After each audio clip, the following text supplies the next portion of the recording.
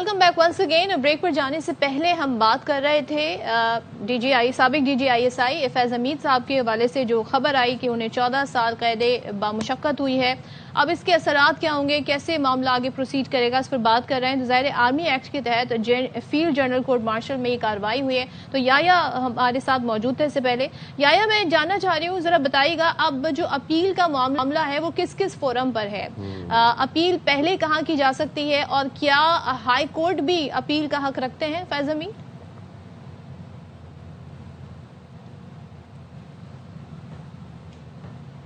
जी, बात करेंगे याया से, और याया से हम जानना चाहेंगे कि आगे मतलब मामला किस तरीके से चलेंगे, क्योंकि जाहिर है कोर्ट मार्शल से सजा पाने वाला कोई फर्द, चाहे वो जाहिर है उनका मिलिट्री बैकग्राउंड हो, किस तरह आगे वो हक रखते हैं आगे अपील का। तो याया जरा मुझे बताइएगा अब किस किस फोरम पर अपील का हक मौजूद है और कितनी बार अपील की जा सकती है?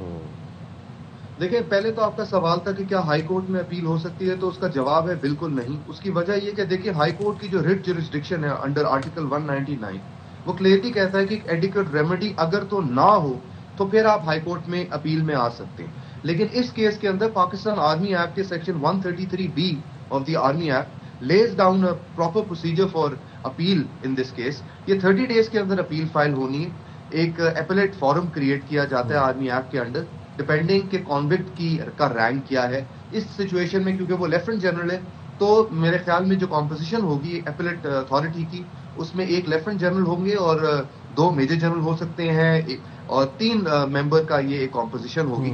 और देखिए, सबसे जो तो अपील का हक तो जनरल फैज के पास है, लेकिन इसमें जो सबसे इंपॉर्टेंट बात अगर आप इस कल की प्रेस रिलीज में देखें तो उसमें यह है कि जो May 9 के केसेस हैं वो अभी भी अंडर इन्वेस्टिगेशन है और कुछ अदर एक्टिविटीज भी हैं जिसमें वो अंडर इन्वेस्टिगेशन है। तो जनरल फैज के ऊपर लीगल चैलेंजेस जो है वो अभी खत्म नहीं हुए या इस अपील, बल्कि इनफैक्ट हमें बढ़ते हुए नजर आएंगे, बिकॉज May 9 का जो उन पे चार्ज इन्वेस्टिगेट किया जा रहा है, conspiracy of waging war against the state and बगावत का, अब मेरे ख्याल में वो एक बहुत ही डेंजरस केस साबित हो सकता है जनरल फैज के लिए। तो आने वाले दिन कुछ आसान नहीं होंगे जनरल फैज के लिए। और या जब ISPR से ये जो आप बात कर रहे हैं, मैं इसी नुक्ते को थोड़ा आपसे एलैबोरेशन चाहूंगा। जब प्रेस रिलीज भी हमने पढ़ी तो उस प्रेस रिलीज के मुताबिक यही था कि कुछ सियासी अनासर के साथ मिली भगत करके सियासी इंतशार और अदम इस्तेहकाम पैदा करने समेत कुछ दूसरे मामलों में भी मुबैना शमूलियत को अलग से देखा जा रहा है। तो ये वो जो दूसरे मामलात हैं जिनको अलग से देखा जा रहा है, तो ये कोई सेकेंडरी केस चलेगा अल्टरनेटली, वो 9th मई के हवाले से होगा या वो किस हवाले से हो रहा है? देखिए, मेरे ख्याल में 2 पहलू थे प्रेस रिलीज के। एक तो जैसे आपने कहा कि पॉलिटिकल एक्टिविटीज का है जिसमें इंस्टेबिलिटी क्रिएट करना, तो यकीनन ये May 9 की तरफ ही इसका फोकस जाता है कि May 9 में जो जनरल फैज की एक्टिविटीज रही, बिकॉज वो अगर आप देखें तो मीडिया में भी और सर्कल्स के अंदर ही बड़ी मशहूर ये एक बात रही कि जनरल फैज का शायद एक बड़ा स्ट्रॉन्ग कनेक्शन था May 9 में जो कॉन्स्पिरेसी वेज की गई पाकिस्तान के खिलाफ, उसमें शायद वो एक बड़े इंपॉर्टेंट एक कैरेक्टर थे। ये जो दूसरी जो बात की गई है प्रेस स्टेटमेंट में, दैट अदर एक्टिविटीज, मेरा अपना अंदाजा ये है, मेरा अपना ख्याल ये है कि मेरे ख्याल में उसमें जो तालिबान के साथ जो हमने देखा, जिस तरीके से उनके साथ डीले की गई, जो सरीना होटल के अंदर तस्वीरें मशहूर हुई, जिस तरीके से इंटरनेशनली पाकिस्तान का नाम जो है वो खराब हुआ, हमारे डिप्लोमेटिक रिलेशंस जो खराब हुए दीगर ममालिक के साथ, और भी कुछ चीजें हैं। मुझे लगता है कि शायद जरूर इन चीजों को भी इन्वेस्टिगेट किया जा रहा है कि TTP की सेटलमेंट हुई तो क्या ये एक अदारे का फैसला था या ये इस शख्स का फैसला था। बिकॉज जनरल फैज की जो इन्वेस्टिगेशन है और चार्जेस हैं, उसमें अगर आप देखें तो एक और बड़ी इंपॉर्टेंट बात नजर आई, वो ये थी कि जनरल फैज बहुत से फैसले फैसले अदारा नहीं ले रहा था, बल्कि जनरल फैज खुद अपने कुछ अकॉम्प्लिसेस के साथ मिलकर खुद ले रहे थे, कुछ अपने इंटरेस्ट के लिए। ये लगता ये था कि ये अपना किंगडम चला रहे थे, कुछ अपना नेटवर्क चला रहे थे, जो और अदारे को इन्होंने गुमराह किया हुआ था। क्योंकि जनरल फैज, देखिए जनरल फैज की एक बड़ी इंटरेस्टिंग बात है, हमने पास्ट में भी देखा है कि जो सीनियर ओहदेदार होते हैं वो अपने पावर को अब्यूज करते हैं, लेकिन जनरल फैज एक इंटरेस्टिंग शख्स इसलिए है क्योंकि ना सिर्फ ये पावर को अब्यूज करते थे, बल्कि पावर को अब्यूज करने को अच्छा भी समझते थे, उसको प्रमोट करना भी जानते थे। میڈیا میں اپنی تصویریں لیک کرنا بھی جانتے تھے، سرینا میں چائے پیتے ہوئے. ان کو شوق تھا یہ دکھانا کہ شاید ہی از رننگ دا بزنس، یا یہ کوئی منی کنگ ہے. تو ان کی پرسنل ایمبیشنز بہت زیادہ تھی، پرسنل ایسپائریشنز بہت زیادہ تھی. تو یہ ضرور انویسٹیگیٹ ابھی فوج کر رہی ہوگی کہ بہت سے فیصلے جو ادارے نے کیے، کیا وہ ادارے کے ہی فیصلے تھے، یا یہ خود ہی انڈیویجولی کچھ اپنے 3-4 افسروں کے ساتھ مل کر یہ فیصلے کر رہے تھے، جو پاکستان کے لیے بہت انٹرنیشنلی بھی اگر آپ دیکھیں تو پاکستان کا امیج بہت برا گیا ان کے دور کا. وہ فیض آباد دھرنے سے شروع ہوتا ہے، پھر جس طرح جوڈیشری سے آوازیں آئیں کہ یہ ججز کے گھروں میں جا کے ججز کو دھمکیاں دیتے تھے، پھر سینٹ کے الیکشن میں جو ہم نے سنا کیمرے لگ گئے، پھر ابصار عالم کا ایک کیس ہوا، پھر فون لیکس، جس طریقے سے دھمکیاں دیتے تھے. ضرور اس میں ادارے کا اتنا رول نہیں تھا، بلکہ شاید یہ ادارے سے بھی اپنے آپ کو بڑا سمجھتے تھے اور پاکستان سے بھی اپنے آپ کو بڑا سمجھتے تھے. تو میرے خیال میں بہت اچھا پریسیڈنٹ سیٹ ہوا ہے فیوچر کے لیے، کیونکہ فیوچر میں جو لوگ تھینک یو سو مچ. یحییٰ فرید ماہر قانون ہمارے ساتھ تھے. کہتے ہیں بہت اچھا یہ پریسیڈنٹ سیٹ ہوا ہے. ایک حوالہ انہوں نے دیا جب ہم نے دیکھا امریکہ افغانستان چھوڑ کے گیا اور پھر جس طریقے سے وہاں پر طالبان نے ٹیک اوور کیا، اس کے بعد ہمیں وہاں پر فیض حمید نظر آئے تھے اور وہ کلپ، وہ ان کی جو گفتگو تھی وہاں پر وہ کافی زیادہ ہائی لائٹ ہوئی تھی انٹرنیشنل میڈیا پر. تو اسی کے تناظر میں جو گورنر خیبر پختونخوا ہیں فیصل کریم کنڈی صاحب، وہ یہ کہتے ہیں کہ خیبر پختونخوا کو فیض حمید کی جو چائے کی پیالی، کیونکہ وہ جو ویڈیو تھی اس میں وہ چائے پی رہے تھے، چائے کی پیالی بہت مہنگی پڑ رہی ہے. خیبر پختونخوا فیض حمید کی چائے کی پیالی کے باعث متاثر ہوا اور گورنر نے کہا کہ بانی پی ٹی آئی ایسی مخلوق نہیں جسے سزا نہیں ہو سکتی، بانی پی ٹی آئی کو کہیں اور رکھا جانا چاہیے. انہوں نے حکومت پنجاب سے درخواست کی کہ بانی پی ٹی آئی کو دوسری جگہ منتقل کرنے کے بارے میں جلد فیصلہ کیا جائے. تو سن لیتے ہیں وہ کیا کہہ رہے ہیں. صبح تو فیض حمید صاحب کی وجہ سے، ان کی ایک چائے کی پیالی کی وجہ سے سفر ہوا. سرینا کی ایک چائے کی پیالی جس میں ملیٹنٹس کو یہاں پر آباد کیا گیا، ہتھیار اٹھا لیے، تو وہ تو آپ دیکھیں کہ وہ چائے کی پیالی تو ہمیں بہت زیادہ مہنگی پڑی اور پڑ رہی ہے. پانی کوئی اوپر سے اتری کوئی مخلوق نہیں، اس کو سزا نہیں ہو سکتی. اس کو کیوں سزا نہیں ہوگی؟ میں پنجاب حکومت کو یہ ریکویسٹ کروں گا کہ اس قیدی کو ایسی جگہ پہ شفٹ کیا جائے جہاں پر جو ہے وہ خود بھی سیف ہو اور ان سے ملاقات کرنا ہو. اچھا، چیئرمین پیپلز پارٹی بلاول بھٹو زرداری یہ کہتے ہیں اس تمام تر سزا والے معاملے کے اوپر کہ فیض حمید کو سزا تاریخی فیصلہ ہے، اور کہا کہ اپنی سیاسی زندگی کے 2 افراد دیکھے جو اپنے وقت کے فرعون تھے. ایک بانی پی ٹی آئی کا انہوں نے نام لیا جو کہ وزیر اعظم تھے، تو مخالفین کے ساتھ بری روایات ڈالی انہوں نے. پھر دوسرا انہوں نے کہا کہ آج وہ اپنے عمل کی وجہ سے بانی پی ٹی آئی مشکلات کا سامنا کریں. دوسرا انہوں نے نام لیا فیض حمید کا، کہا کہ فیض حمید جو طاقت کے نشے میں نہ جانے کیا کیا کرتے رہے، انہیں بھی زندگی میں جرائم کا جواب دینا پڑ رہا ہے. اور میڈیا سے بات چیت ہو رہی تھی اور انہوں نے کہا کہ 28ویں ترمیم اور نئے صوبوں کے معاملے پر وفاقی حکومت نے اب تک پیپلز پارٹی سے کوئی رابطہ نہیں کیا. فیض صاحب کو 14 سال سزا آج ملا ہے، یہ ایک تاریخی فیصلہ ضرور ہے. سیاسی زندگی میں 2 ایسے لوگ جو میں نے خود اپنی آنکھوں سے دیکھا ہے جو اپنے وقت کے فرعون تھے. ایک تو خان صاحب خود ہیں جو وزیر اعظم ہوتے ہوئے ہر کسی کو جیل بھیجنے کا نہ صرف دھمکی عملی طور پہ بھیج جاتا تھا، ان ایکشنز کا نہ صرف جواب دینا پر اسی قسم کی مشکلات آج بھگت رہے ہیں. کہ جنرل فیض اسی زندگی میں ان کے جرائم کا جواب دینا پڑ رہا ہے. سب کو توبہ بھی کرنا چاہیے. اللہ تعالیٰ کبھی آپ کو کوئی موقع دیتا ہے، اختیار دیتا ہے، ذمہ داری دیتا ہے، صحیح انداز میں اس پہ عمل درآمد کرنا چاہیے. تو جس ڈیوریشن میں جو سرگرمیاں رہیں فیض حمید کی، اس حوالے سے اگر ہم بات کریں، وہ نواز شریف صاحب اور ان کی پارٹی کا دور تھا، ان کی حکومت تھی اس وقت، اور اس کے بعد جس طریقے سے ان کی حکومت گئی بہت سارے معاملات ایسے تھے. پھر نواز شریف صاحب باہر سے جس طرح تقریر کیا کرتے تھے، اور مریم نواز صاحبہ کا ایک بڑا مشہور انٹرویو جس میں انہوں نے کہا تھا جی کہ کورٹ مارشل ہونا چاہیے فیض حمید کا. تو چلیں جی، پھر اسی پارٹی کے ایک اہم پرسنالٹی ہمارے ساتھ اس وقت موجود ہیں، وزیر اعظم کے سیاسی مشیر رانا ثناءاللہ صاحب، سینیٹر رانا ثناءاللہ صاحب. ان سے پوچھ لیتے کہ ان کی پارٹی اس فیصلے پر کتنی خوش ہے، کیا سوچ رہی ہے. رانا صاحب بہت شکریہ. سب سے پہلے تو بتائیے گا، سابق D G I S I lieutenant general Faiz Hamid کا کورٹ مارشل ہوا ہے، انہیں 14 سال قید بامشقت کی سزا سنائی گئی ہے. آپ کی پارٹی اس فیصلے کو کیسے دیکھ رہی ہے، کتنا اہم ہے، اور کیا آپ سمجھتے ہیں کہ ایک مثالی فیصلہ ہے؟ دیکھیں جی، اس کے بارے میں ایک تو میں یہ کہنا چاہوں گا، اور اس سے زیادہ میں نہیں سمجھتا کہ کوئی بات جو ہے وہ مناسب ہوگی، کہ یہ مکافات عمل ہے. اور اور وہ تمام صاحب اختیار جن کے پاس اختیار آج ہے یا آنے والے کل کو آئے گا، تو انہیں ماضی کے ان قصوں کا اور ان کریکٹرز کا جو ہے وہ ضرور مطالعہ اور احوال معلوم کرنا چاہیے۔ فیض حمید صاحب ایک زمانہ تھا کہ یہ سیاہ و سفید کے مالک تھے، اور جو کچھ یہ کرنا چاہتے تھے انہوں نے کیا،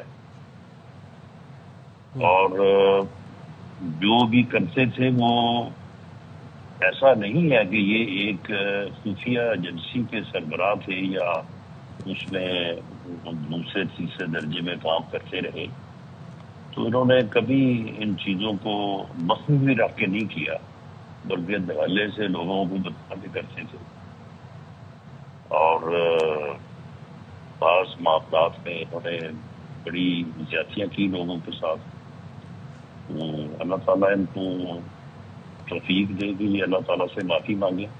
رانا صاحب، کیا اس فیصلے کے بعد آپ سمجھتے ہیں کہ شکنجے میں مزید افراد بھی آئیں گے؟ کیا بانی پی ٹی آئی اور پی ٹی آئی کے لیے مشکلات بڑھتی ہوئی دیکھ رہے ہیں آپ؟ دیکھیں جی، اگر فیض حمید صاحب پر یہ الزام ثابت ہو گیا ہے کہ وہ سیاسی سرگرمیوں میں حصہ لیتے رہے ہیں، تو وہ سیاسی سرگرمیاں کسی سیاستدان یا سیاسی جماعت کے ساتھ ہی کر رہے ہوں گے نا۔ اور دوسرا، جب یہ بات بھی آ گئی سامنے کی انکوائری ابھی جاری ہے، انہوں نے ملک میں ہنگامہ آرائی کرنے اور ملک کو ڈی اسٹیبل کرنے سے متعلق جو ہے وہ معاملات کو آگے بڑھانے اور اس طرح کے جو ہے وہ ایجوکیشن اور ملک میں افراسفری جو ہے وہ کرنے کی کوشش کی، تو پھر وہ کسی سے مل کے کی ہوگی نا، تو پھر وہ لوگ جو ہے وہ کیوں ساتھ پروسیکیوٹ نہیں ہوں گے، وہ بھی ذمہ دار ہوں گے۔ اچھا، اور رانا صاحب یہ بتائیے گا، فیض حمید کو سیاسی سرگرمیوں، آفیشیل سیکریٹ ایکٹ کی خلاف ورزی سمیت 4 الزامات پر سزا ہوئی ہے، تو آپ سمجھتے ہیں کہ احتساب سے کوئی بالا تر نہیں ہے اور اس فیصلے کے پھر دوررس اثرات بھی ہوں گے؟ فوج ایک ڈسپلنڈ ادارہ ہے اور ان کا انٹرنل اکاؤنٹیبلٹی سسٹم جو ہے وہ بڑا مضبوط ہے، اور اس میں جب پھر کوئی آدمی پکڑا جاتا ہے نا، تو پھر اس بات کا لحاظ نہیں ہوتا کہ وہ کوئی چھوٹے عہدے پہ فائز ہے یا وہ بہت بڑا جو ہے وہ سینئر پوزیشن کے اوپر ہے وہ بندہ۔ تو اس سے ایک تو فوج کے اوپر اور اس کا جو انٹرنل اکاؤنٹیبلٹی سسٹم ہے اس کے اوپر لوگوں کا اعتماد بڑا ہے، مزید بڑھے گا۔ موجودہ جو فوج کی قیادت ہے اس کے متعلق جو ہے وہ امپریشن بہتر ہوگا کہ انہوں نے ایک آدمی نے اگر کسی جرم کا ارتکاب کیا تو بھلا اس کی کوئی بھی حیثیت پوزیشن ہے تو انہوں نے اس کو جو ہے وہ جواب دہ ٹھہرایا، اسے انصاف کے مٹہرے میں جو ہے وہ پیش کیا۔ اچھا رانا صاحب، موونگ فارورڈ، بلاول بھٹو زرداری صاحب دورہ پنجاب پہ ہیں اور حکومت کو تجاویز بھی دے رہے ہیں، حکومت کے کام کو سراہ بھی رہے ہیں، خاص طور پر مریم نواز صاحبہ کے کام کو، اچھا، اور حکومت سے سپیس بھی مانگ رہے ہیں۔ یہ سیاسی حکمت عملی کا حصہ نظر آ رہا ہے آپ کو یا پھر کوئی اور وجہ ہے؟ دیکھیں، سیاسی جماعتیں اگر قومی دھارے میں کام کریں تو وہ ملک کے لیے بہت ہی نیک فعال ہے اور مضبوطی کا باعث ہے۔ پارٹیوں کو ریجنلائز یا پروونشلائز نہیں ہونا چاہیے۔ بلاول بھٹو زرداری صاحب اگر پنجاب کا دورہ کر رہے ہیں بہت اچھی بات ہے، اور اسی طرح سے پی ایم ایل ایم کی لیڈرشپ کو سندھ جانا چاہیے، کے پی کے جانا چاہیے، بلاول صاحب کو بھی بلوچستان جانا چاہیے، کے پی کے بھی جانا چاہیے، تو اس سے فیڈریشن مضبوط ہوتی ہے، ملک جو ہے وہ مضبوط ہوتا ہے۔ ٹھیک ہے، اگر وہ کوئی تنقید کر رہے ہیں تو ٹھیک ہے، انہیں حق پہنچتا ہے، وہ ایک سیاسی لیڈر ہے، تو اگر وہ تنقید کرتے ہیں تو وہ کرے، پنجاب گورنمنٹ اس کا جواب دے گی، یا اس سے جو ہے وہ اگر کسی جگہ پہ وہ نشاندہی کر رہے ہیں تو اس سے رہنمائی لے گی۔ اور رانا صاحب، بلاول صاحب تو یہ بھی کہتے ہیں کہ 28ویں ترمیم اور نئے صوبوں، یہاں تک کہ کے پی میں گورنر راج کا بھی جو معاملہ ہے، وفاقی حکومت نے کوئی بات ہی نہیں کی ہے، مطلب رابطہ ہوا ہی نہیں ہے اس سلسلے میں. تو کیا ہم اس سے سمجھیں کہ ان ایشوز پر کوئی ڈیڈ لاک ہے؟ کیا وجوہات ہیں؟ اتنی خبریں گردش کر رہی مگر پیپلز پارٹی سے رابطے نہیں ہوئے. کوئی ڈیڈ لاک نہیں ہے. ابھی باقی حکومتیں نے اس بارے میں کوئی فیصلہ نہیں کی. جب فیصلہ کریں گے تو فیصلہ کرنے سے پہلے جو ہے وہ تمام الائز کو اعتماد میں لیں گے. یہ ایک آپشن کے طور پہ چیزیں جو ہے وہ تو لمبا عرصہ دور رہتی ہیں. دینے کو اور رہنے سے تو کسی کو کوئی خطرہ نہیں ہے. اور رانا صاحب، بلاول صاحب یہ بھی کہتے ہیں کہ عوام کی معاشی مشکلات کے ذمہ دار اسلام آباد میں بیٹھے بیوروکریٹس ہیں اور ایف بی آئی کی غلطیوں کا بوجھ عوام کیوں اٹھائے. تو بلاول کی اس بات سے آپ متفق ہیں؟ کیا موقف ہے پارٹی کا؟ نہیں، میں اس بات سے متفق نہیں ہوں. اچھا. اس میں بہت ساری ریزنز ہیں. یہ 2018 میں ملک جو ہے وہ ٹریک پہ آ چکا تھا. 24 پہ اکانومی تھی جو G20 میں 1 سال کے فاصلے پہ تھی. لوڈ شیڈنگ پہ قابو پایا جا چکا تھا. دہشت گردی کے اوپر بھی جو ہے وہ کنٹرول حاصل کیا جا چکا تھا. اس وقت پاکستان کو جو ہے وہ ٹریک سے ڈی ٹریک کیا گیا اور اگلے 4 سال پھر جو تباہی ہوئی ہے وہ تباہی جو ہے وہ آج تک جو ہے وہ پوری طرح سے کیور نہیں ہو سکی. آپ کے یعنی پیش میں نظر میں ہے کہ ہر وقت کوئی نہ کوئی دھرنا، کوئی نہ کوئی بیچ میں چاؤ جو ہے وہ ہوتا ہی رہتا ہے. اس کی وجہ یہ ہے کہ لوگوں کی بے چینی میں کمی نہیں آئی. میں یہ تو نہیں مانتا کہ اضافہ ہوا ہے، لیکن یہ بات درست ہے کہ کمی نہیں آئی. یہ دیکھیں پھر آگے جا کے سلسلہ جو ہے یہ کہاں پہ منتقل ہوتا ہے. اب یہ 2 دن کا بتایا کہ نوٹس انہوں نے دے دی ہے. چیف منسٹر کو میٹنگ بھی کرنی چاہیے، آپ لوگوں کو بڑھانا چاہیے، ہم میں سے جس کو ریلیونٹ سمجھے اسے بھی بڑھنا چاہیے اور میٹنگ کرنی چاہیے. ٹھیک ہے، تھینک یو سو مچ. رانا ثناء اللہ صاحب بات کر رہے سارے ایشو پر، اور جناب دیکھتے ہیں جی اب کیا مزید معاملات آگے بڑھتے ہیں. اب نیکسٹ سٹوری کی طرف ہم آگے بڑھتے ہیں. یہاں پر ہم بات کریں گے پشاور کی. ظاہر ہے بہت سارے شہر ہیں جو اسٹریٹ کرائم سے متاثر ہیں. پشاور میں بھی یہی مسئلہ تھا، لیکن پولیس نے ایک بڑا اچھا اسٹیپ لیا ہے. شہر بھر میں بائک رائڈرز کی لازمی رجسٹریشن کی جا رہی ہے اور شہریوں کو سواری فراہم کرنے والے بائک رائڈرز کے لیے سیف رائڈ کے نام سے ایک ایپ متعارف کرائی گئی ہے. نائس، جس پہ تمام رائڈرز جو ہے اپنی رجسٹریشن کروائیں گے. گفتگو کے لیے ہمارے ساتھ موجود ہیں S S P operations Peshawar Farhan Khan. Farhan صاحب بتائیے گا یہ پروگرام ہے کیا، یہ ایپ کام کیسے کرتا ہے؟ Thank you G. سوری، ہمارے پاس جتنے رائڈرز ہیں یہاں پشاور میں جو ایک فیسلٹی دے رہے ہیں لوگوں کو کہ وہاں کو ان کو سستی ایک رائڈ پرووائڈ کی جائے، یہ تمام رائڈرز ہمارے پاس رجسٹرڈ نہیں ہیں. ابھی ہم نے ریسنٹلی دیکھا ہے کہ رائڈرز کے ساتھ بھی کرائم ہو رہا ہے اور جو لوگ اس کو بک کرتے ہیں ان کے ساتھ بھی یہ کرائم ہو رہا ہے. بیکاز ہمارے پاس ڈیٹا تھا نہیں تو ہم نے ابھی ایک نیا ایپ لانچ کیا ہوا ہے جس کا نام ہے سیف رائڈر. پولیس کو سب کو ان کو ایکسیس دیا گیا ہے، ایس ایچ اوز کو، ڈی ایس پیز کو، ایس پیز کو. ناکوں پہ ان کو ہم رجسٹر کر سکتے ہیں. انہوں نے اپنے بائک کی رجسٹریشن نمبر، اپنی آئی ڈی کارڈ، تصویر اور بائک کی جو اور ڈیٹیلز ہیں وہ شیئر کریں گے اس ایپ پہ. اس کے بعد یہ تھانوں میں بھی جا کے کر سکتے ہیں اور پھر ہم ان کو ایک ٹکٹ ایشو کریں گے جس پہ ان کا QR کوڈ ہوگا، جس سے پتہ چلے گا کہ یہ سارے کے سارے ہمارے پاس رجسٹرڈ ہے. تو ہمارے پاس کم از کم ایک ڈیٹا آئے گا جس سے ہمیں پتہ چلے گا کہ کتنے رائڈرز ہیں بائکیا کے. اگر کوئی کرائم ہوا ہے تو ہم اس کو ویریفائی کر سکتے ہیں کیونکہ یہ ڈیٹا اور اراؤنڈ 1000 آف رائڈرز ہیں یہاں پہ. کوئی ہمارے پاس ڈیٹا نہیں تھا تو ہم چاہتے ہیں کہ ہمارے پاس ان کا ڈیٹا ضرور ہو.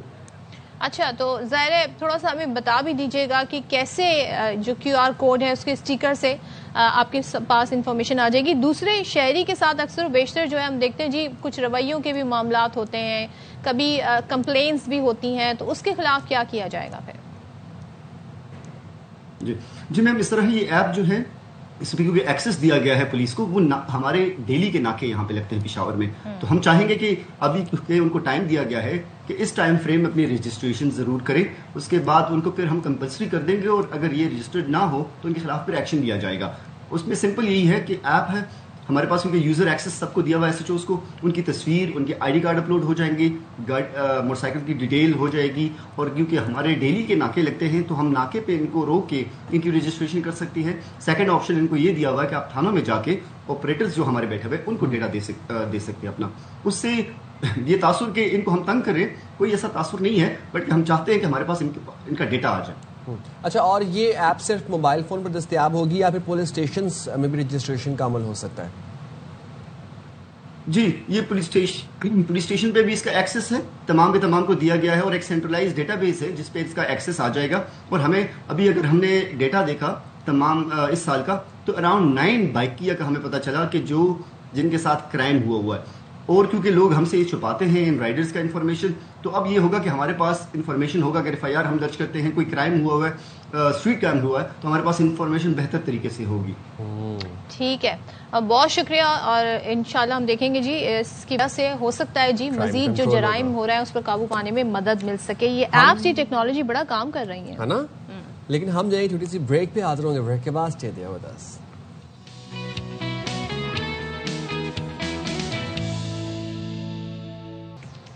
چھوٹے چھوٹے بچے ذرا قریب آئیں، بات سنیں. پاس تو آئیں. اچھا، اور پاس آئیں، بچے سارے قریب آئیں. صرف بچے ہی، یا پھر ہم بات کر رہے ہیں ایک اور طبقے کی بھی، یعنی کہ اب آپ جو ہمیں خبر بتانے والے 2 لوگوں کو بڑا ریلیف ملنے والا ہے، اور ان کے یہ مزے ہوتے ہیں گرمیوں میں بھی اور سردیوں میں بھی. تو آپ سمجھ تو گئے ہوں گے کہ میں کیا کر رہی ہوں. لیکن ایک جو طبقہ ہے وہ ابھی انکشاف ہوا ہے. لیکن پہلے خبر آپ کو دے دیں. ہماری جی ساتھی نیوز اینکر ہیں وہ اریبہ، وہ یہ بتا رہی تھی کہ مائیں جو ہیں ان کو نہیں چھٹی ملتی ہے. تو خبر یہ ہے کہ جناب محکمہ تعلیم سندھ نے اسکولوں میں موسم سرما کی سالانہ چھٹیوں کا اعلان کر دیا ہے، جس کے مطابق صوبے بھر میں موسم سرما کی تعطیلات 22 دسمبر سے 21 دسمبر تک ہوں گی. اور ترجمان محکمہ تعلیم سندھ کے مطابق تمام سرکاری اور نجی تعلیمی ادارے 1 جنوری سے معمول کے مطابق کھلیں گے. تاہم ان تعطیلات کے دوران بورڈ کے ضمنی امتحانات اپنے شیڈیول کے مطابق جاری رہیں گے. تو ٹیچرز کو اور اسٹوڈنٹس کو بہت مبارک ہو، اس لیے آپ کو قریب بلا کے خبر دے رہے تھے. اور دیکھیں سردی آئے نہ آئے، سندھ حکومت نے فیصلہ کر لیا ہے کہ جی اسی ٹائم میں اسی اسکیجول کے ساتھ چھٹیاں ملیں گی، جو سالوں سے، جو ہمارے بچپن سے ایک سلسلہ چلتا آ رہا ہے. ہوتا کیا ہے، جب یہ چھٹیاں ختم ہو جاتی ہیں تو اس کے بعد سردی آتی ہے کراچی میں، روایت برقرار رکھی اور سردی کی چھٹی ہمیں ایسے موسم میں مل جاتی ہے جس میں ابھی ہم سوچ رہے ہیں کہ پنکھا کتنی اس کی سپیڈ اور تیز کر دیں، کیا کریں کیا نہیں کریں. نہیں، لیکن امائیں کیوں شکوہ کرتی نظر آ رہی ہیں؟ بھائی جب بچے گھر میں ہوتے ہیں تو ان کی فرمائشیں، ہم تو بڑے معصوم بچے ہوا کرتے تھے، گھر میں جو پکتا تھا ہم صبر سے کھا لیتے تھے، ہم کوئی بھی نخرے نہیں دکھاتے تھے. لیکن یہ جو آج کل کے بچے ہیں، کسی کو چیز پراٹھا کھانا ہے، کسی کو آلو کا پراٹھا کھانا ہے، کسی کو جو چائنیز کھانا ہے، اور ہر کسی کے کھانے کی ٹائمنگز بھی الگ ہیں. تو ماؤں کا کام بڑھ جاتا ہے، ان کی چھٹی نہیں ہوتی ہے، وہ کیا کریں بھائی. تو جناب اس کے لیے اچھا وہ یہ بھی نہیں کہہ سکتے کہ آپ وہ فرائیڈ فوڈ لے آئیں، پروسیسڈ فوڈ لے آئیں، وہ بھی اچھا نہیں ہے. لیکن ہاں بچے خوب انجوائے کریں اپنی چھٹیاں، لیکن رسپانسبلٹی کے ساتھ. اماں ابا کو اتنا نہ تنگ کریں کہ وہ دعا کریں کہ 1 جنوری آئے اور آپ لوگ اپنے اسکولوں کو جائیں. اور جو ونٹر ویکیشن کا کام ہے وہ بھی تھوڑا بہت کر ہی لینا، مطلب زیادہ سر پہ نہ سوار کریں لیکن کر لینا. نہیں کام کریں، کیوں نہیں، محنت کریں، پڑھیں. جی جناب. اچھا، ہم اس وقت بات کر رہے ہیں سردی کی، جو کہ ابھی آئی نہیں ہے، لیکن میں یہاں پہ دوسرے ایشو کے حوالے سے بات کریں، کیونکہ بہت سارے فیکٹرز ہیں جو موسم ہم پاکستان میں اتنا ڈفرینٹ دیکھ رہے ہیں. وہ جی کلائمیٹ چینج کا ہے. سو IMF نے کلائمیٹ ریزیلینس فنڈ کی جو پہلی قسط ہے اس کے $20 کروڑ پاکستان کو دے دیے ہیں. اور پاکستان موسمیاتی آفات سے شدید متاثر ہونے والے 10 ممالک میں شامل ہے. اور اگر ہم بات کریں تو وقت سے پہلے یہاں پر شدید بارشیں، سردی کا موسم بھی یہاں پر جی ابھی یہاں تو آیا نہیں کراچی میں، لیکن بہت سارے علاقوں میں قبل از وقت آنا. گرمیاں جی فیب اور مارچ سے ہی شروع ہو جاتی ہیں. اور رواں سال تو اگر ہم صرف پنجاب کی بات کریں تو پنجاب کی تاریخ کا بدترین سیلاب ہوا، جس سے 50 لاکھ کے قریب افراد متاثر ہوئے، 18 لاکھ ایکڑ سے زیادہ زرعی زمین بھی متاثر ہوئی. اور یہ زرعی زمین کی بات ہو رہی ہے، اور آپ کو پتا ہے کہ پنجاب میں لوگ کتنی بڑی پاپولیشن ہے جو لائف سٹاک پہ اور زرعی زمین پہ انحصار کرتے ہیں. وزیر خزانہ محمد اورنگزیب یہ کہتے ہیں کہ سیلاب کی وجہ سے رواں مالی سال GDP میں 0.5% کمی کا خدشہ ہے، اور بیرونی فائنانسنگ کے بغیر موسمیاتی موافقت ممکن نہیں ہے. اور بجٹ کی تیاری میں موسمیاتی ترجیحات کو مین سٹریم کرنا وقت کی ضرورت ہے، which I agree with، کیونکہ اب پوائنٹ آ گیا ہے کہ کلائمیٹ چینج کو سیریسلی لیا جائے. تو بات کر لیتے ہیں پھر اسی حوالے سے ماہر ماحولیات ڈاکٹر پرویز امیر ہمارے ساتھ موجود ہیں. شکریہ پرویز صاحب، آپ نے باخبر سویرا کے لیے وقت نکالا. ماحولیاتی تبدیلی کے حوالے سے ہم بات کرتے ہیں تو خطرناک حد تک ماحولیاتی تبدیلی جو ہوتی ہمیں نظر آ رہی ہے، اس کی پرائمری وجوہات کیا ہیں؟ ذرا انڈیویجول بھی بتا دیں اور ذرا کمیونٹی لیول پر بھی بتا دیں. دیکھیں جی، انڈیویجولی جونسی میں دو چیزیں ہیں، اس کو کہتے ہیں پہلی تو CO2 ایمیشنز ہیں جونسی کے یہ گرین ہاؤس گیسز وغیرہ ہیں نا، اس کی بڑھنا ہے، اس سے ٹیمپریچر بڑھتا ہے. جب ٹیمپریچر بڑھتا ہے تو آپ کے جو یہ مسائل ہیں، یہ فلڈز بھی زیادہ آ رہے ہیں، ہیٹ ویوز بھی زیادہ آ رہی ہیں، باقی گلیشیئر میلٹ بھی اوپر ہو رہا ہے. تو یہ انفرادی لیول کے اوپر ہمارے پاس یہ ہے کہ ہم سارے اس سے افیکٹ ہوتے ہیں. جیسے ابھی آپ بات کر رہے تھے پنجاب کے اندر یہ جون سے ہیں اس کو کہتے ہیں فلڈز کے ساتھ، ابھی بلوچستان میں سویئر 11 جون سے اضلاع ہیں ان کے اوپر سویئر قسم کا ڈراؤٹ ہے، جس کی وجہ سے وہاں تو قید سالی کے جون سے حالات پیدا ہوتے ہیں ان 11 اضلاع کے اندر. تو سملرلی آپ نے دیکھا کہ جون سے نا وہاں ہم ریسکیو کے لیے ہیلی کاپٹرز بھیجتے ہیں، پھر ہیلی کاپٹرز گرتے ہیں جو اوپر اس کو کہتے ہیں KPK میں جون سے گلگت بلتستان میں جو کچھ ہوا وہ فلڈنگ جون سی ہے وہ آپ کے جون سے نا گلیشیئرز کو ریپڈلی میلٹ کر رہی ہے. گلیشیئر میلٹ ہوگا تو نیچے جون سے فلڈنگ آتی ہے. جن لوگوں نے سوات کے ساتھ ساتھ اس کو کہتے ہیں مکانات بنائے ہوئے ہیں یا جون سے انڈس کے ساتھ یا دوسرے ریورز کے ساتھ بنائے ہوئے ہیں وہ جو سے ڈسپلیس ہوتے ہیں تو اس سے خرچے بڑھتے ہیں. اور پاکستان اسی لیے دنیا میں نمبر 1 ہے ولنریبل کنٹری اس کو کہتے ہیں کلائمیٹ چینج میں. اچھا ڈاکٹر پرویز صاحب، ایک چیز اور بتائیے گا، پچھلے کچھ عرصے سے 1-2 سالوں سے اگر ہم بات کریں، خاص طور پہ 2025 کی اگر ہم بات کریں تو اس دوران مانسون کے دوران ہم نے دیکھا اربن فلڈنگ بھی ہوئی، بڑے پیمانے پر تباہی ہوئی. جس طرح کراچی میں بارشیں ہوئی وہ بھی ہم نے پہلے نہیں دیکھی تھی. تو یہ جو ماحولیاتی تبدیلی ہے، ظاہر اس میں ایکسٹرنل فیکٹرز بھی ہیں، لیکن ہماری اپنی اس میں کیا کوتاہیاں ہیں، ہماری غفلت کا کتنا حصہ ہے اس میں؟ ہمارے رہن سہن کے طریقے ہیں جی. دیکھیں پہلی چیز جو ہے نا وہ ہے ایکسٹریم جو میں پرابلم آ رہا ہے وہ ویہیکولر ایمیشنز کا ہے. جیسے وہ آپ دیکھ لیں کراچی میں بھی جو سے ڈرٹیسٹ سٹیز میں آ جاتا ہے ایئر پولوشن کے حساب سے.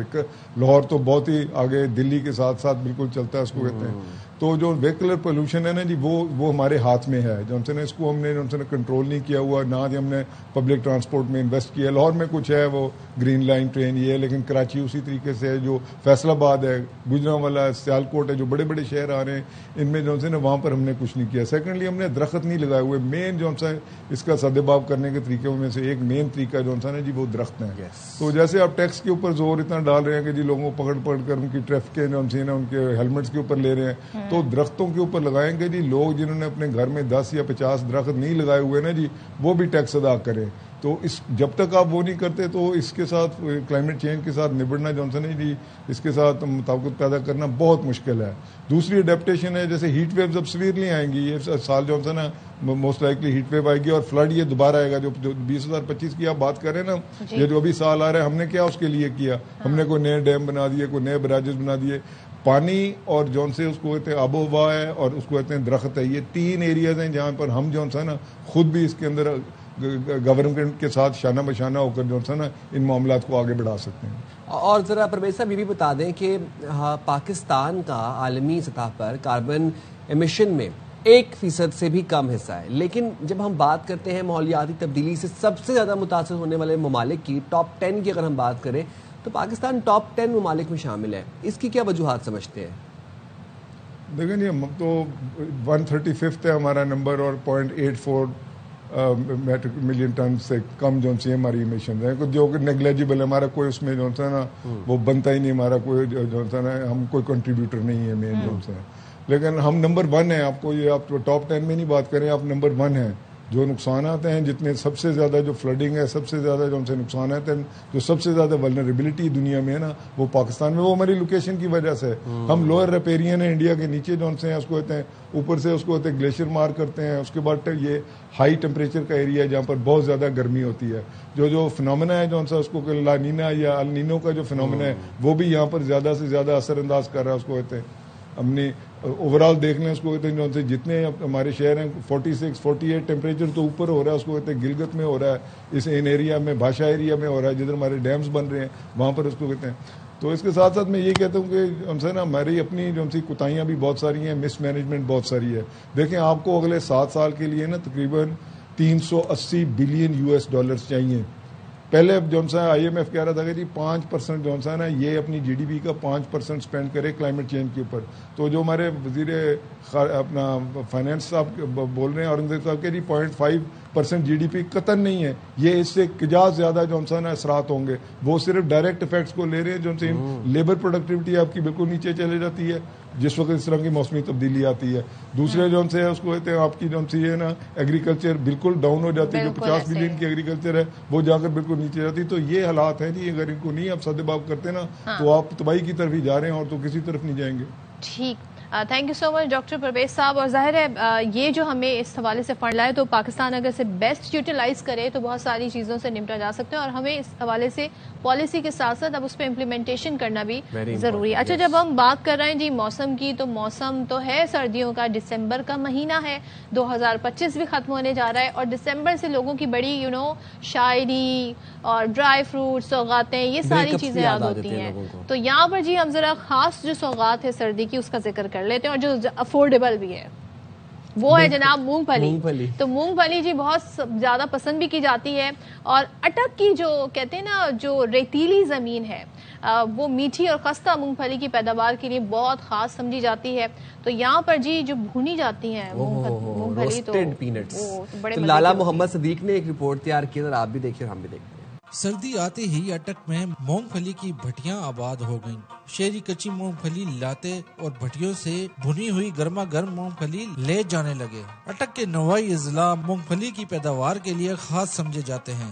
بھٹیوں پر مونگ پھلی بھوننے والے مونگ پھلی فروش کہتے ہیں سرد موسم آتے ہی مونگ پھلی کی خرید و فروخت عروج پر پہنچ جاتی ہے. اٹک کی مونگ پھلی کافی میٹھی ہے, مشہور ہے, اور بڑی دور دراز تک جاتی ہیں.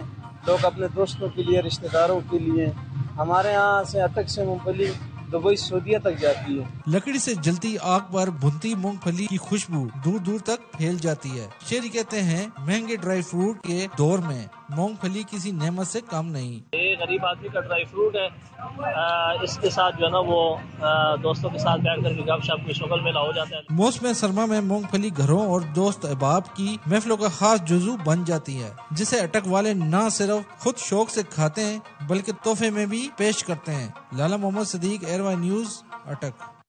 مونگ پھلی میں دانا نہیں, ہم تمہارے جانا نہیں. ماما شاما مامو شامو نہیں میں نے کسی کا بننا.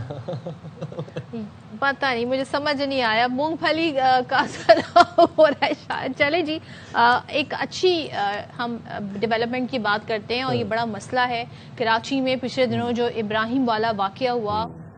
سب ایک چیز پہ بڑے پریشان تھے کہ بھائی مسئلے کا حل کیا نکالیں. مسئلے کا یہ تھا کہ جی جو گٹر کے ڈھکن ہیں وہ چوری ہو جاتے ہیں. اب کہا جاتا ہے جی نشئی جو افراد ہیں وہ چوری کر لیتے ہیں, اب وہ وہاں پر نہیں ہوتے تو اس وجہ سے حادثات ہو جاتے ہیں. اب ظاہر ہے وہ ایک الگ مسئلہ ہے جو یہاں پر ڈیل کیا جا رہا ہے, لیکن پنجاب نے ایک ڈفرینٹ اسٹیپ لیا ہے اور ٹیکنالوجی کو کہتے ہیں نا انٹیگریٹ کیا ہے اس مسئلے کا حل نکالنے کے لیے, یعنی کہ آرٹیفیشل ٹیکنالوجی کا استعمال کیا جا رہا ہے.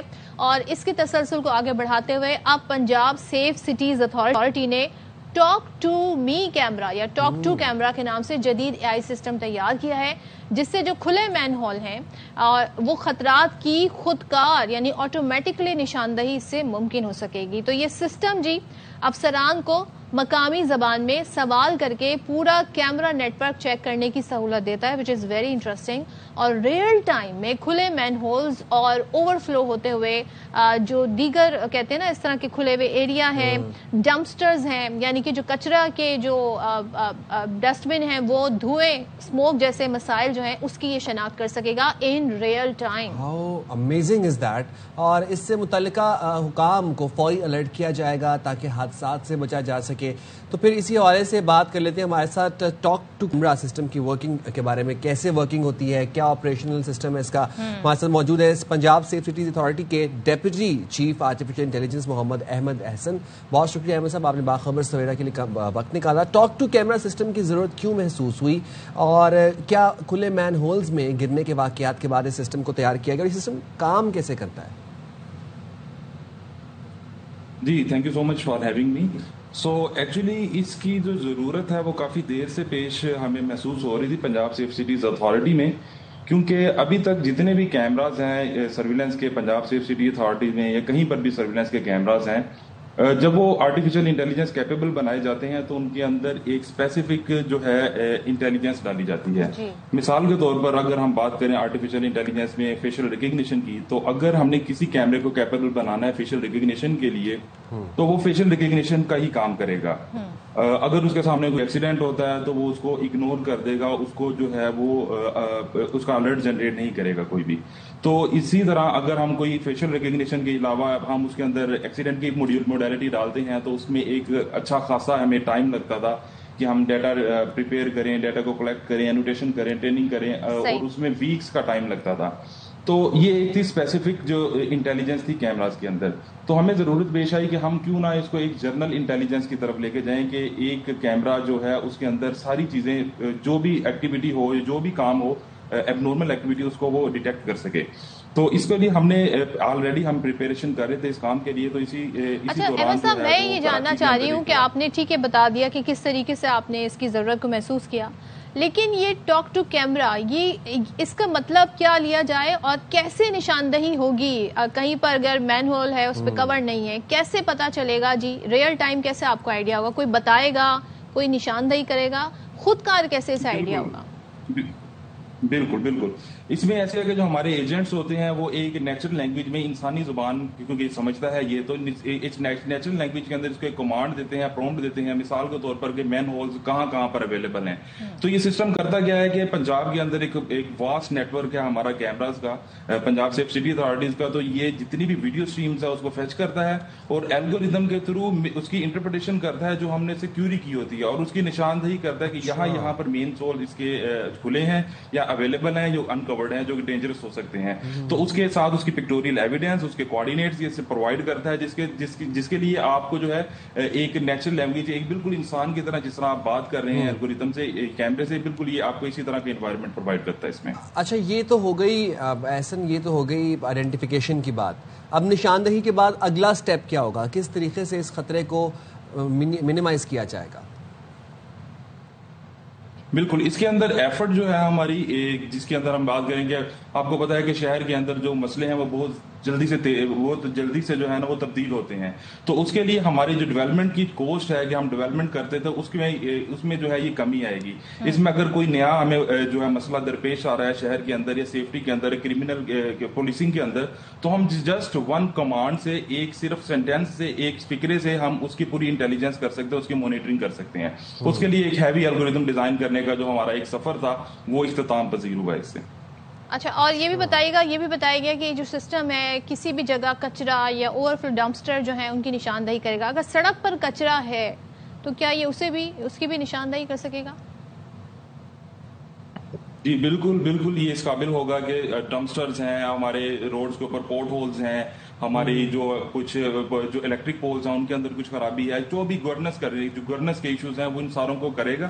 اور اس کے ساتھ ساتھ یہ ہماری کرمنل آئیڈینٹیفیکیشن کے اندر بھی کافی ہیلپ کرے گا اس کے اندر, پولیسنگ کے اندر. صحیح ہے, بہت شکریہ, آپ ہمیں تمام تر سچویشن سے اپڈیٹ کر رہے تھے. اور دیکھیں یہ ٹائم آ گیا ہے, مزید جانیں ہم مین ہولز کے اوپر نچھاور نہیں کر سکتے, مزید مائیں اپنے بچوں کو نہیں قربان کر سکتی مین ہولز اور گٹروں میں گرنے کے واقعات کے اوپر. تو یہ آئیڈینٹیفیکیشن کا عمل بڑا امپورٹنٹ ہوتا ہے, اور اس طرح کا اگر نظام آج صدف خودکار, تو آپ کو لگتا ہے کہ مسئلے کو مزید اچھے سے حل کیا جا سکتا ہے. اگر یہ سکسیسفل ہوتا ہے, and I wish and I پرے کہ ہو, تو پھر انشاءاللہ یہ پورے ملک میں اسے اپلائی کرنا چاہیے. اور یہ ایک بڑا مسئلہ ہے اور اب ہمیں جدید طریقے سے مسئلوں سے نمٹنا ہوگا. تو بڑا ہی ایک انوویٹو اسٹیپ پنجاب گورنمنٹ نے لیا ہے. آئی ہوپ کہ بھی کراچی میں بھی اس طرح کے سسٹم کو آگے بڑھایا جائے. ہاں جی, اور کل ہم نے پورا ایک سیگمنٹ کیا تھا, اور اپنے اب ناظرین کو, دیکھنے والوں کو, کیونکہ کراچی میں بہت سارے بائک سوار ہیں اور بہت ایسے واقعات ہوتے ہیں, ہم نے ایک پورا ڈیمانسٹریٹ کر کے بتایا تھا کہ کس طریقے سے موٹر سائیکل جو ہے وہ کیوں نشانہ بنتی ہے جب سائڈ پہ بائک والا چل رہا ہوتا ہے ٹینکر کے ساتھ ساتھ. کیونکہ آپ کو گاڑی آگے سے اگر کرے گی تو یہ ڈرائیور کی غلطی ہوگی, اور اگر گاڑی پیچھے سے آپ کو نہیں کچل سکتی. لیکن جب وہ سائڈ میں ہوتی ہے اور آپ ذرا سا ہٹ ہوتے ہیں تو بائک جی سلپ ہو کے اس کے نیچے چلی جاتی ہے, اور پھر اس طریقے سے بائک سوار کی جان چلی جاتی ہے. اسی لیے انڈر رن جو گرلز ہیں ان کا لگانا لازمی قرار دینا چاہیے. اس کے بغیر کسی بھی ہیوی وہیکلز کو الاؤ نہیں کرنا چاہیے کہ وہ سڑک پر آئیں یا ڈرائیور گاڑی نکالیں. ان پہ بھاری جرمانے ہونے چاہیے تاکہ آئندہ سے اس طرح کا ڈیٹرنس قائم ہو اور اس طرح کے سٹیپ نہ لیے جائیں. بالکل جی, ہم جائیں گے چھوٹی سی بریک پہ, حاضر ہوں گے بریک کے بعد. اسٹے دیئر ود اس.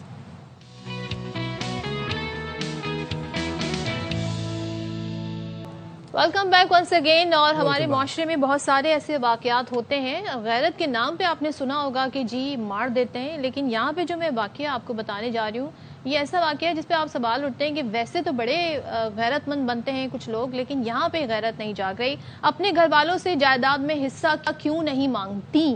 فیصلہ آباد میں شوہر نے بیوی پر اس بات پر بدترین تشدد کیا, اس کے بال کاٹ دیے.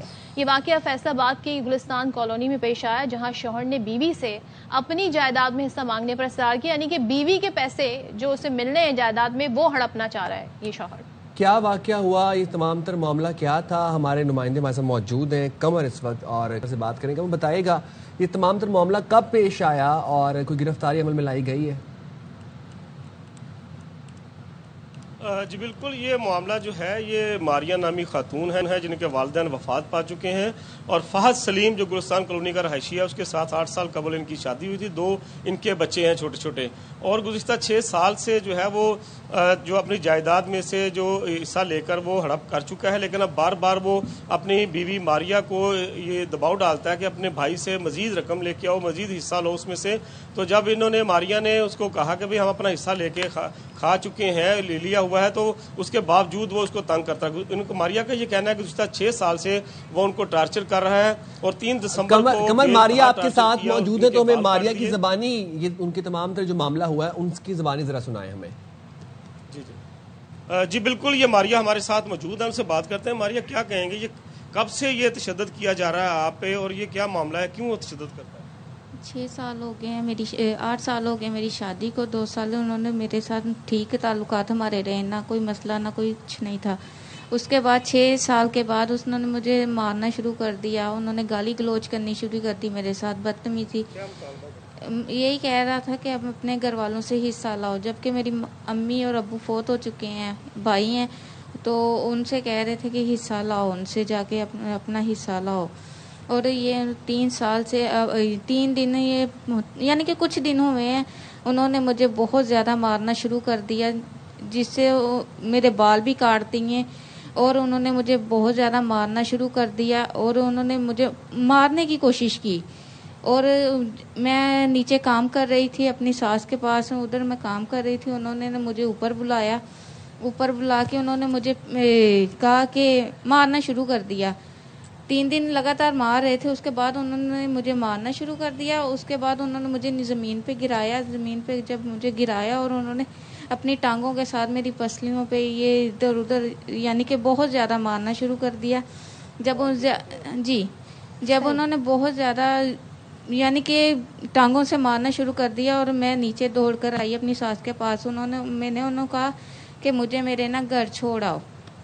جو میرے جیٹھ تھے انہوں نے کہا ان کو باہر نکال دو شاید. جی بالکل, جیسا کہ آپ نے دیکھا کہ یہ ماریا اپنے ساتھ جو ہونے والا ظلم ہے وہ بتا رہی ہیں. تھانہ سرگودا روڈ پولیس نے ماریا کی مدعیت میں مقدمہ درج کر کے 3 دفعات کے تحت ملزم فہد سلیم کو گرفتار کر لیا ہے. اب دیکھتے ہیں جی اس میں مزید کارروائی کیا ہو سکتی ہے, لیکن اس طرح کے واقعات میں ہوتا کیا ہے, کیا کنشن ریٹ ہے, اور کیسے جی معاملات آگے بڑھتے ہیں, بات کریں گے. جی ہمارے ساتھ موجود ہیں ایڈوکیٹ آسما تنویر رندھاوا صاحبہ. تھینک یو سو مچ آسما ہمیں جوائن کرنے کے لیے. یہ بتائیے گا اب یہ خاتون جو ہے یہ کیا کر سکتی ہیں؟ شوہر کو تو گرفتار کر لیا, مقدمہ بھی درج ہو گیا ہے, مگر ظاہر اتنے آپ دیکھ سکتے ہیں ایک ایسے گھرانے سے تعلق رکھتی ہیں, اتنا ان کا اثر و رسوخ نہیں, ان کے پاس اتنی ایجوکیشن بھی نہیں ہوگی کہ اس قانونی معاملات کیسے آگے بڑھتے ہیں. کیا حق ہے ان کے اس وقت؟ اس میں سب سے امپورٹنٹ بات یہ ہے کہ جن دفعات کے تحت اس مقدمے کا اندراج عمل میں لایا وہ کوئی اتنی اسٹرانگ نہیں ہے کہ وہ بہت عرصے تک اندر ہے یا اس بات کی نصیحت پکڑے. اس کے علاوہ یہ ہے کہ بہت سارے اور لاز تھے وومن پروٹیکشن کے جن کو پولیس اگر چاہتی تو اس معاملے کے اندر جس کے مطابق FIR مندرج کر سکتی تھی. بظاہر جو اس میں جس علاقے میں یہ واقعہ پیش آیا وہاں پہ رہنے والے زیادہ تر لوگ خوشحال ہیں, اور کچھ ایسی لوکیلٹی وہ نہیں ہے جہاں پہ کوئی بہت زیادہ فرسٹریشن ہو اور کوئی معاشی بدحالی ہو. لیکن ظاہر ہے خاتون بیچاری اس سارے معاملے کے اندر بالکل پستی رہیں. ایک طرف بھائی تھے جو کہ شاید حصہ دینے میں ریلکٹنٹ ہوں یا شاید نہ ریلکٹنٹ ہو, اور دوسری طرف ایک خاوند تھا جو کہ مسلسل پریشرائز کر رہا تھا کہ تم اپنا حصہ لے کے آؤ. اور اس مار پیٹ جو کہ بہت ہی افسوسناک واقعہ ہے پیش آئی، اور اس کے تحت جن دفعات کے تحت یہ مقدمہ درج ہوا ہے اس کی میکسیمم سزا 3 سال تک ہے، اور جو ضربات ہیں وہ جو ہے وہ بھی بڑی درمیانی نوعیت کی پولیس نے مینشن کی ہے، تو وہ یہی کر سکتی ہے کہ اس مقدمے کے اندر اس کی گرفتاری عمل میں لائیں اور پھر آگے قانون کے مطابق چلیں، لیکن جو روٹ آف دا پرابلم ہے وہ وہیں کی وہیں ہے کہ ان کو ان کی پراپرٹی میں ان کے جائز مناسب وراثت میں حصہ ملنا چاہیے۔ لیکن دوہرا معاملہ ہو سکتا ہے جائیداد میں حصہ ہو، بھائی نہ دے رہا ہو، شوہر انسسٹ کر رہا ہے، شوہر وہ پیسے منگوا رہا ہے اور پھر اس پر تشدد بھی کر رہا ہے، لیکن مجھے بتائیے گا اب یہ قانون اس پہ کیا پروٹیکشن دے سکتا ہے اس خاتون کو؟ گھر کا معاملہ ہے، گھر خراب نہ ہو، شادی نہ ٹوٹ جائے، وہ اب لیگلی کیسے اس کو لے کے آگے بڑھے؟ یہ بھی ڈر خوف ہوتے ہیں اس طرح کے معاملات میں۔ جی بالکل، ایک تو دیکھیں اس کے ملٹیپل اسپیکٹس ہیں، ایک تو یہ ہے کہ ان کو اپنی پراپرٹی کے اندر جو ان کا ڈیو شیئر ہے، اب آپ کو پتا ہے پیرا فورس کا بھی پنجاب میں بڑا زمانہ ہے، لوگ اس کے ذریعے بھی درخواستیں دے رہے ہیں اور بڑے پرانے 45 سال پرانے قبضے مل رہے ہیں۔ ہو سکتا ہے ان کے بھائی جو ہیں وہ بھی اب اس بات کو انڈرسٹینڈ کریں کہ اس کے بچوں کو اس جائیداد کی ضرورت ہے، لیکن اس کے لیے وہ ایک تو فوجداری کارروائی میں کنٹینیو کریں گی، جو پرچہ آلریڈی درج ہے اس کے تحت وہ خاوند کو اریسٹ کرا سکتی ہیں، اس کے علاوہ اپنے شیئر کے لیے علیحدہ سے کلیم کر سکتی ہیں، اور مار پیٹ کا جو مقدمہ ہے وہ علیحدہ سے۔ تو اس کو خاتون کو وراثت سے محروم کرنا ایک اینگل ہے، جسمانی تشدد جو ہے وہ دوسرا اینگل ہے، اور تیسرا ریکوری، اور پھر جو آپ نے کہا کہ بالکل ایسے واقعات کے اثرات یہ ہوتے ہیں کہ لوگ بلیک میل کرنے کے لیے ہسبینڈ کے پاس طلاق کی تھریٹ ہے، بچوں کی کسٹڈی ہے، تو ان کے لیے جو معاملات ہیں ان کے لیے ایک نوعیت بدل گئی ہے، لیکن بہرحال مسائل اس خاتون کے ادھر موجود ہیں۔ بڑا ہی افسوسناک واقعہ ہے، اور بالکل ایسے واقعات کا تدارک ہونا چاہیے، گھر والوں کو بھی انڈرسٹینڈ کرنا چاہیے کہ ان کی فیملی ہے، ان کے بچے ہیں، جو خواتین کا شیئر بنتا ہے شریعت کے لحاظ سے قانون کے مطابق وہ دینا چاہیے۔ لیکن آسمہ صاحبہ، عدالت میں خواتین کی جو جائیداد کے حقوق کے دعوے عام طور پر کامیاب ہوتے ہیں، اور اس میں قانونی دستاویزات یا ثبوت کس حد تک ضروری ہوتے ہیں؟ بالکل کامیاب ہوتے ہیں۔ اب تو آپ کو میں نے ابھی ریپیٹ کیا کہ ایک تو سرکار بھی، اور اس میں بہت ساری میٹرز ایسے ہوتے ہیں جس میں خواتین حصہ لے چکی ہوتی ہیں اور پھر ری کلیم کر دیتی ہیں، ایسے معاملات بھی ہیں، لیکن اب جو سرکار ہے اور جو سٹرکچر ہے ہمارا وہ اس کو بالکل فیسیلیٹیٹ کر رہا ہے۔ آپ کو پتا ہے محکمہ تو شروع سے ہے، وومن امبرڈسمنٹ کا ہے، اور ریونیو والے اگر اپنا کام ذمہ داری سے کریں تو ان کے پاس بھی گنجائش ہے، ضرورت ہی نہیں تھی کسی نئے محکمے کی، لیکن پھر بھی بالکل ملتا ہے اگر وہ پرسو کریں تو۔ کسی ٹائم بھائی دھمکی دیتے ہیں کہ اگر پراپرٹی چاہیے تو پھر آئندہ سے ہمارے گھر کا رخ نہ کرنا، اور جو خامند ہوتے ہیں کیونکہ انہوں نے اپنی بہنوں کے حصے مارے ہوتے ہیں تو انہیں بھی پتا ہوتا ہے کہ آج ہم اپنی بیوی سے کہیں گے لے کے آؤ تو ہماری بہنیں بھی کہیں گی کہ ہمیں بھی ہمارا دو، تو اس لیے وہ ایک دوسرے کو فیسیلیٹیٹ کرنے کے لیے چپ رہتے ہیں، اور مار بیچاری خاتون ہی کھاتی ہے۔ ٹھیک ہے، تھینک یو سو مچ آسمہ۔ اور دیکھتے ہیں جی اس کیس مزید اب کس طریقے سے معاملہ آگے بڑھتا ہے، اینڈ جو حقوق ہیں وہ پورے حاصل ہونے چاہیے۔ اچھا جی، بات کر لیتے ہیں، ذرا آپ کو بتا دیتے ہیں کرکٹ کی بہت دنوں سے بات نہیں ہوئی ہے، لیکن اب آپ لوگ تیار ہو جائیں کیونکہ آسٹریلیا کی جو ایک بڑی لیگ ہے یعنی کہ بگ بیش لیگ ہے، اس کا اسٹیج اب سجنے کے لیے تیار ہے، اور اتوار سے یہ کرکٹ کا میلہ اس کا آغاز ہونے جا رہا ہے، اور پاکستان کے جناب کرکٹرز کے کافی زیادہ چرچے ہو رہے ہیں۔ انہوں نے بگ بیش لیگ جوائن کی، بابر اعظم ہیں، شاہین شاہ آفریدی ہیں، محمد رضوان، حارث رؤوف، شاداب خان اور Hasan Ali Big Bash League میں ایکشن میں دکھائی دیں گے۔ کیا بات ہے، اور ساتھ ہی ساتھ آپ کو یہ بھی بتا دیں کہ پہلا میچ بابر اعظم کی سڈنی سکسرز اور پرتھ اسکریچرز کے درمیان کھیلا جائے گا۔ کینگروز کے دیس میں ہر جانب کنگ بابر اعظم کی گونج ہے، ان کے شائقین وہاں پر بھی موجود ہیں، اور آپ کو تو پتہ ہی بابر اعظم کی فین فالوئنگ کا۔ جو پہلی بار بگ بیش لیگ کھیلیں گے اسٹار بیٹر کا سڈنی کرکٹ گراؤنڈ میں فوٹو شوٹ ہوا، پھر اس کے بعد ہم یہ دیکھتے ہیں کہ 056 نمبر کی جرسی پہن لی انہوں نے، اور قومی ٹیم کے کپتان شاہین آفریدی برسبین ہیٹ کی نمائندگی کریں گے۔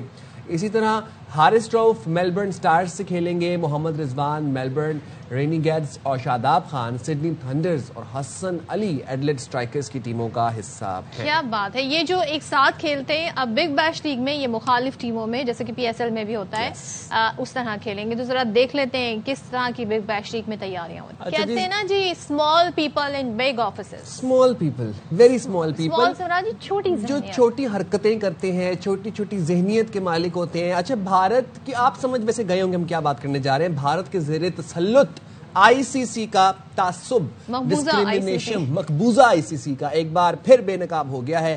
T20 ورلڈ کپ کا ٹکٹ پوسٹر جاری کر دیا جس میں پاکستان کے کپتان کی تصویر ہی شائع نہیں۔ یہ دیکھیں یہ پوسٹر ہے، اب آپ دیکھ لیں پاکستان جی فیوریٹ ٹیموں میں اس کا شمار ہوتا ہے۔ کتنے عرصے سے ہم کرکٹ کھیل رہے ہیں، بڑے نمبر ہمارے سیریز رہی ہیں اور پاکستان جی آپ دیکھیں ہمارے یہاں نمائندگی نہیں۔ اچھا انٹرنیشنل کرکٹ کونسل نے بھارتی کنٹرول کی وجہ سے گرین شرٹس کے کپتان سلمان علی آغا کی تصویر ہی نہیں لگائی ہے اور پوسٹر پر ہے بھارت، سری لنکا، جنوبی افریقہ، آسٹریلیا، انگلینڈ کے کپتانوں کی تصویریں اور اپنے بھی کپتان کو انہوں نے سینٹر میں رکھا ہے۔ سو یہاں سے آپ اندازہ لگا سکتے ہیں کہ بھائی آئی سی سی کا پلیٹ فارم تو انٹرنیشنل کرکٹ کونسل کہلاتا ہے، بی سی سی آئی نہیں ہے، ایگزیکٹلی آئی سی سی، لیکن جو اس کے اب ہیڈ ہیں وہ جناب جے شاہ ہیں، تو آپ اندازہ لگا سکتے ہیں کہ ان کا انفلوئنس جو ہے وہ آئی سی سی پر کس طریقے سے حاوی ہے۔ اور T20 ورلڈ کپ کا آغاز ویسے ہو رہا ہے جی آئندہ سال، جو کہ بہت زیادہ دور نہیں ہے، ہمیں آئندہ سال ایسا لگتا ہے ہم ایک سال آگے کی بات کر رہے ہیں۔ کچھ ہی دنوں میں سال شروع ہونے والا ہے، 7 فروری سے بھارت اور سری لنکا میں ہوگا۔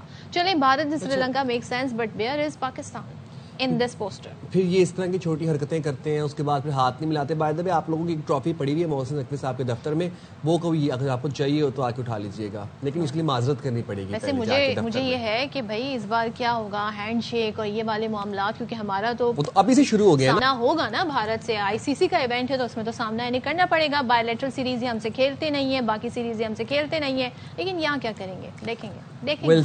ول سی ہم جائیں گے چھوٹی سی بریک پہ، حاضر ہوں گے بریک کے بعد۔